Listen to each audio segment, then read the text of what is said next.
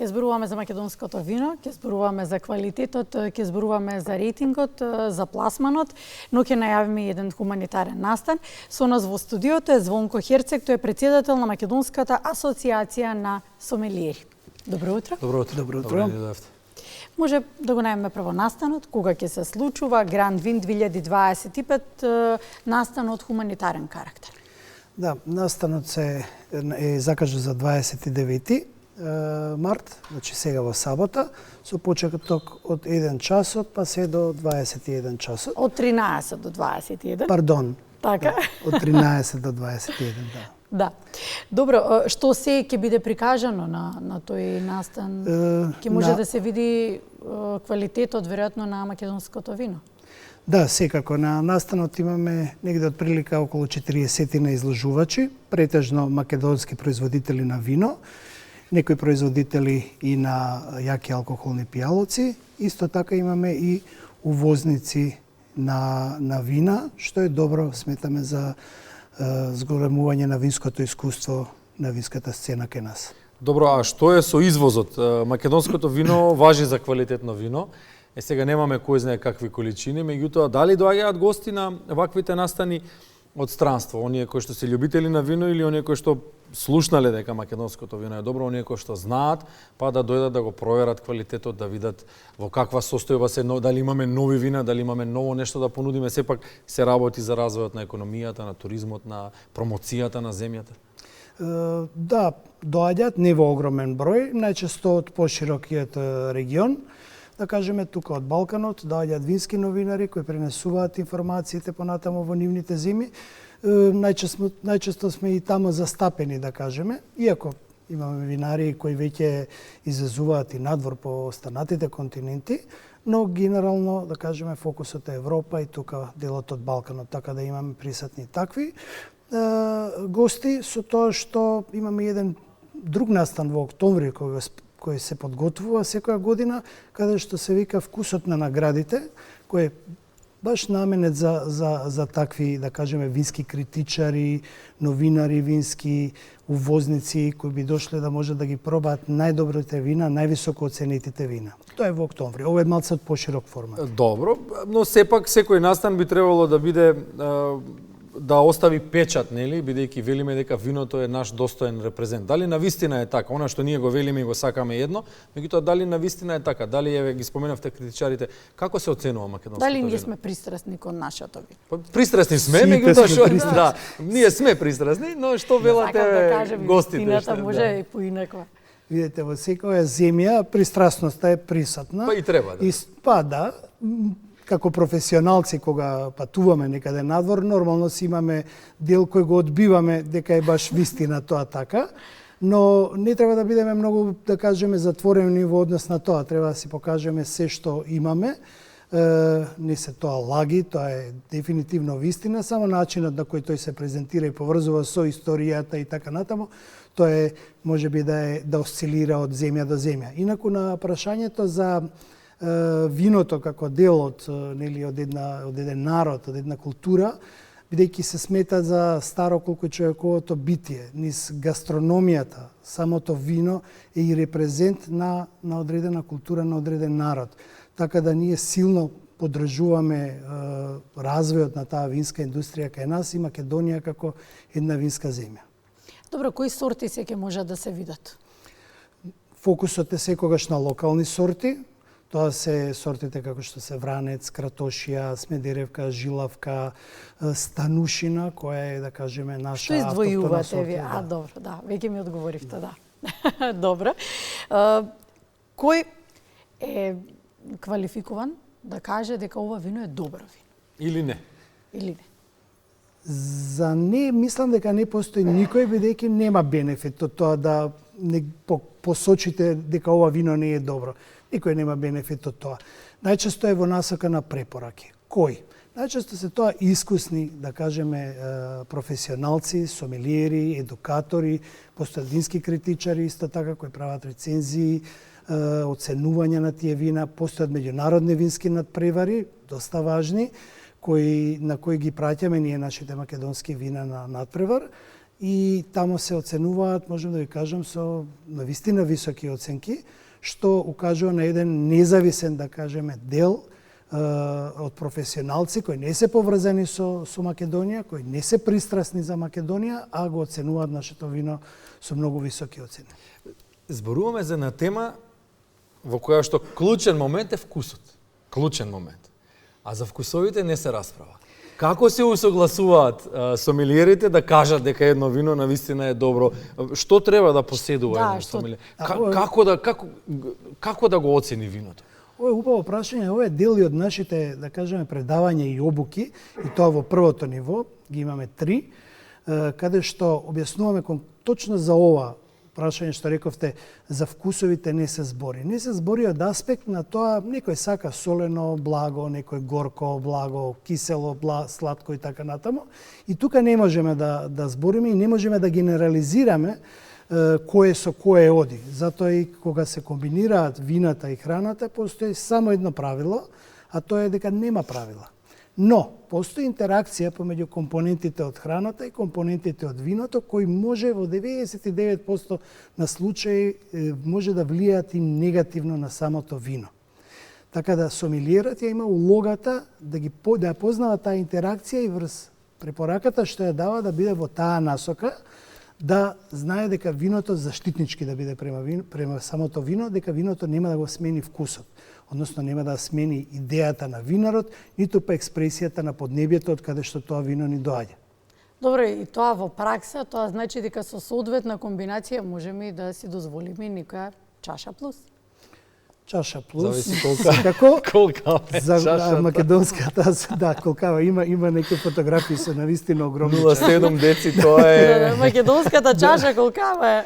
Да, македонската чаша е поголема, порано не се пиело вино во вакви чаши во минатото.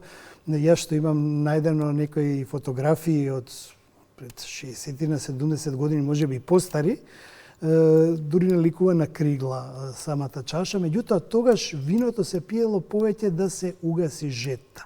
Денес виното е отидено во развиено во некоја друга насока, каде што е конзумацијата на самото вино еден ритуал на уживање. Значи не е толку да се згасне жетта, туку да се почувствуваат аромите, да се почувствува вкусот и на тој начин се отвори и пат, да кажеме, и за сомелиерите и во рестораните, да може да го појаснат виното, да го представат виното, да им е јасно на самите гости или тие што се интересираат за виното, нели какво е тоа вино, од каде потекне. На крај на денот зошто е таа цена на тоа вино, зошто е толку скапо или не знам. Или е многу добро, а е стварно вистина ефтино. Значи некои објаснувања мора да постојат за нештата. Добро, си имаме и ние региони каде што вода не се пие, туку рачија и вино се консумира. Апсолутно имаме такви региони. Па мислам дека и во нашата традиција ракијата и виното е нешто што со кое ние живееме со векови. Ако се вратиме назад, за здравје. За здравје, така. Да, колку е за здравје? Колку е дозволено? Била дека црното вино во него има антиоксиданс кој се вика ресвератол, кој помага нели на човековото здравје, помага на кардиолошкиот систем. Тука постои оној француски парадокс, да кажеме, во однос на виното. Јадат многу масна храна, но бидејќи пијат доста солидна количина, ајде би рекол, на вино, многу малку имаат инфаркти, многу малку имаат инзулти и така натаму. Така да, очигледно дека помага. Добро, споминавме сомелиерство. Сомелиери, има ли заинтересираност од помладата популација за оваа професија? Тоа е главната наша мисија, бидејќи професијата сомелиер кај нас не е баш позната. Младите не знаат... добро, професија е. Може да се живее од тоа. Апсолутно, да. Апсолутно, да. Тоа е професија која ние пробуваме да ја позиционираме во нашите ресторани, но сомелие, иако по дефиниција доаѓа од угостителството како професија, тој може да работи многу лесно и во винарница, може да работи и во сегментот на вински туризам, може да работи и во сегментот на новинарство, пишувајќи за вина и така натаму, патувајќи по вински региони. Готово има. Значи се зависи од начинот на кој што во одредена да кажеме земја, како што е нашата, како се пласира виното и како се сваќа виното и како се пакува практично целиот момент околу виното. Од тоа зависи како ќе биде експонирана и оваа професија која што ја знам нека е професија, меѓутоа тенденциозно ме прашав дали е професија и дали може Добро, да се... сакам како подпрашање да поставам како квалификации, што треба да поседува еден сомелиер за да може да работи како сомелиер? Велат сомелиерот треба да се роди како карактер таков за да го направи гостинот да се чувствува посебно, да биде среќен. Тоа е нешто што ние од дома го изучуваме, да кажеме, низ домашното воспитување. Едукацијата е важна, но не е клучна и пресудна. Тоа вие како имате музичари кои свират врвно гитара, а не се академски подковани, но плафонот ќе биде прилично низок во таа ситуација. Затоа е важна едукацијата, а она што е најважно е винското искуство. Значи, треба да пројде доволно време за да може да ги осознае стиловите на вината, светските вински региони, начинот на производство, лозарството како еден клучен сегмент, бидејќи велат ризницата е во винскиот подрум, но клучот е во лозјето. Значи, ако знаеме што се случува, таму се сите природни аспекти кои влијаат на грозјето, кои понатаму во врвните вина можеме да ги почувствуваме низ аромите и низ вкусот на самото вино. Да нема недоразбирање, количината на консумирано вино не е пресудна, нели, во текот на животот? Не е пресудна, одма тука да кажам, ние сме заговорници на одговорно конзумирање. На одговорно конзумирање, дури препорачуваме нека е малку поскапо виното, една чаша за уживање, до 2 за расположение, третата е веќе можеби непотребна, секој во својата рамка, нели? Но идејата е да се вкусуваат што повеќе вина, така го градиме винското искуство.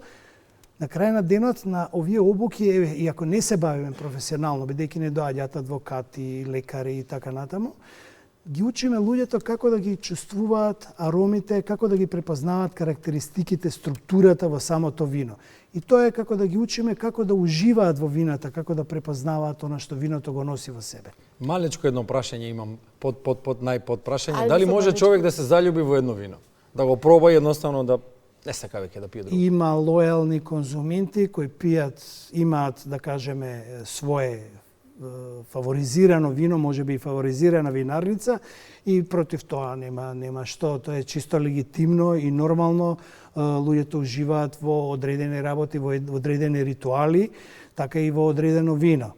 Меѓутоа, светот на виното е навистина океан.